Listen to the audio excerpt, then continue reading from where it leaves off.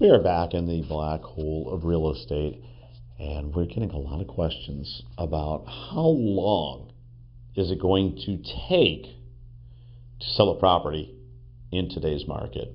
This is your host, Ron Wojciechowski, for the black hole of real estate, and this is coming up at every appointment, and not just in my business, but across the country most likely.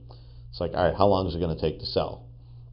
And I can give you some answers based on prior experience, but truth be told, those were different markets.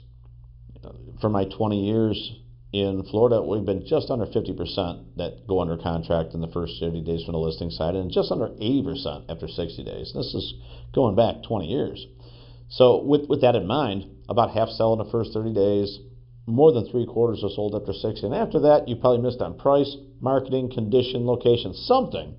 But the market is disagreeing with your listing price after 60 days, and short of an adjustment on price or what the property has to offer, or becoming more flexible on terms, that could very well be an expired listing after, call it 60 days, 180 days. A lot of listing contracts are 6 months, but it's on the way to not selling, and it's on the way to expiring when it hits that timeline. Now, I'd also offer to you that during COVID times, properties were selling like in a minute or an hour, certainly within a day, with multiple offers way above the asking price. And then buyers are giving up every liberty, right down to waiving inspections, waiving appraisal contingencies, waiving their home having to sell before the closing. It was a wild, crazy time. And we're not seeing a lot of that right now. We're certainly not seeing the escalator clauses that we see during that time. And that's a decided difference between where we were and where we are. So flip it over to today's market. If we knew that a certain number of properties are going to sell in the first 30 and then 60 days as well, the remainder would take some time to sell. And if we look at the inventory numbers and we compare them to the number selling per month, so overall inventory and divided out by the number selling in a month, it's going to give you how much of inventory, how much supply is out there. And in a lot of markets, maybe a majority of markets, that number is more than 6 months when you do the math. And if it's taking longer than 6 months to sell, that means there's going to be a lot more expired listings out there. And as for the agent population, it's opportunity because there's more expireds. A lot of people would be willing to change agents to get a different result, especially if their ego is hurt. Or maybe they missed a deadline in moving to a place that they either wanted to or had to be by a deadline. And without that happening, they may very well hire a different agent and then either drop price or change condition or do some repairs to the house. But as time goes on, the feeling of I'm going to get my price erodes. And in any market where the price is above where things are selling, those properties are just going to struggle.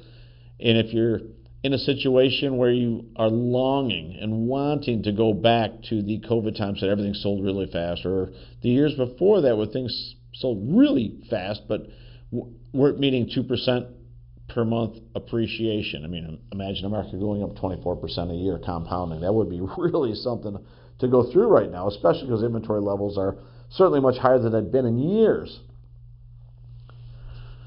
So for me, if you go under contract in the first week, if it's cash, they might do a 15 or 20 day closing. They might do 0, 5, or 7 days for inspection. There's no contingency for financing because it's cash. So there probably, in most cases, is not a contingency for a home to sell to fund the transaction.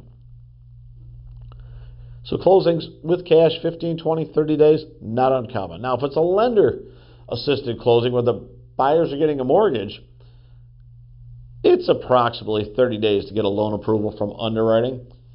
But if you don't start until after the inspections and you're 10, 12 days into the contract, it's going to be super hard to close in 30 days. And there could be penalties within the contract if you don't close on time within that 30-day period. I'd also tell you that a lot of sellers would be open-minded about extending if you're being diligent, but they're not going to hold the bag forever for someone to finally getting around, pre-qualifying or getting the bank's letter that says that they can buy that property. Then I think that's going to be a struggle point for the buyer to get under contract, but for the seller, that's going to elongate the process. So if they wait a week or two to apply, you're probably not closing in 30 days. It might be more like 45 or even 60 days for a closing. And if you're trying to line up closings to sell a house and buy a house simultaneously, in almost every case, the sale that has to occur first is the property sale for the buyer, because the one they're selling is where the funds are coming from. Then they'll go to closing on the one that they're buying to move into. Now, could it happen in reverse? Sure. But if you're buying a house with proceeds, then if the sale closes after, sale for buying closes after the one for selling, then where's the money coming from? Unless there's a bridge loan of some sort, there's no vacuum to pay with money you don't have in your pocket yet. And deals do die at the table. And if the buyer does not show up to closing, it doesn't sign, nothing happened. But you could be out of contract. They could be delaying things for other reasons. Not showing up to closing, walkthrough goes bad. There could be unfinished repairs. There could be new repairs. There could be a hurricane that could come in the middle of things and cause for re-inspections.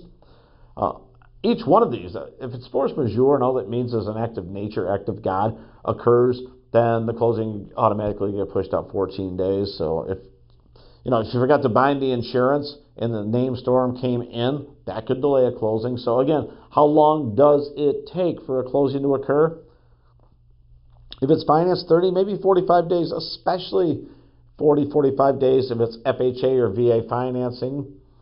That would make a difference. It takes a little longer for those to go through. Appraisal orders got to get through. Repairs. Were the repairs started? Do they have to be done? Do they need to be done, or just want them to be done? And if it's not done in time for closing, all the vendors are paid, can the money be put in escrow? So that way, post-closing, that money can be unlocked by the escrow officer for the contractor to get paid for the services they did in the house that just sold. Hope that makes sense. So let's just do a little recap over here. If it's cash, length of closing, 15, 20, maybe 30 days. Pretty simple, and you would expect that. The financing, I've seen them go as fast as 20 days. Some really good lenders, really well prepared. That's a real thing, and that can happen. Selling and buying on the same day could present some complications. We've talked about that. You've got to close the one you're selling in the morning to get the funds, and then wire it to the next closing agent if it's a different closing agent. So the money's there for the one that you're buying. So that certainly is a sequence that we want to pay attention to. And again, 15, 20, 30 days closing for cash. If it's financed, 30 to 45, especially FHA and VA 45. Beyond that, either the lender is pretty slow or there's some complications to it. It could be both.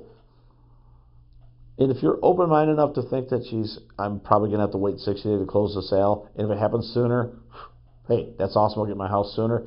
And that might be one way to look at things. A mildly strong suggestion, there's a word for you. I would want some of that in place for me too. So that way we can ensure the closing is going to happen in a time that makes sense to me, to allow funds to be available either for a subsequent purchase or maybe something else we're going to invest in, or maybe it's just time to stick it in a CD and sit back and watch. I hope that helped you out a little bit about when a closing is going to occur, how long it's going to take, and what might get in the way. This is your host, Ron Wojciechowski, for the Black Hole of Real Estate.